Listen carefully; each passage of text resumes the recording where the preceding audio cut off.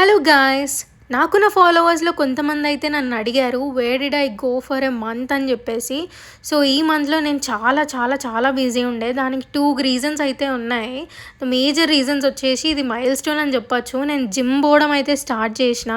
So నాకు అసలు rest ఉండట్లేదు. సో బ్యాక్ టు బ్యాక్ అటు ఇటు ఇటు అటు తిరగడమే అవుతుంది. అండ్ సెకండ్ వన్ వచ్చేసి మా అన్నయ్య పెళ్లి పనులు అయితే స్టార్ట్ అయినాయి. ఈ మంత్లో ఎంగేజ్మెంట్ కూడా అనమాట.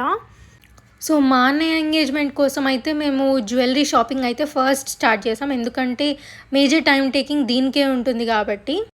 సో జ్యువెలరీ షాపింగ్ వచ్చేసి మేము బేగం బజార్లో స్టార్ట్ చేసాము. ఇక్కడైతే నెంబర్ ఆఫ్ షాప్స్ ఉంటాయి, నెంబర్ ఆఫ్ ఆప్షన్స్ కూడా ఉంటాయని.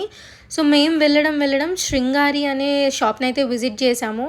చాలా మోడల్స్ నచ్చాయి, కానీ దానికి వాళ్ళు చెప్పే ప్రైజెస్ మేము పెట్టచ్చా పెట్టొద్దా అనేది మాకైతే అర్థం కాలేదు. అసలు మోడల్స్ అయితే చాలా ఉన్నాయి. అసలు అన్ని మోడల్స్ చూసే వరకు మా అవుట్ఫిట్కి ఏది సెట్ అవుతుందో అసలు ఏం అర్థం కాలేదు మాకు. ఇట్లయితే కాదు అని చెప్పేసి మా పిన్నిని కానీ మా మమ్మీని కానీ పక్కా తీసుకురావాలి అని చెప్పేసి అనుకున్నాం మేము.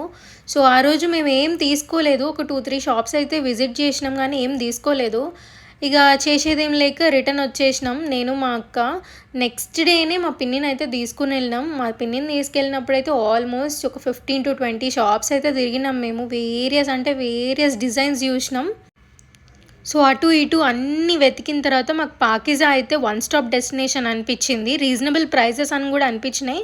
కానీ మేము జ్యువెలరీ అంతా తీసుకున్న తర్వాత బ్రైడ్కి, ఇంకా మా పిన్నికి, నాకు, మా అక్కకి ఇంత తీసుకున్న తర్వాత చాలా ఎక్కువైంది.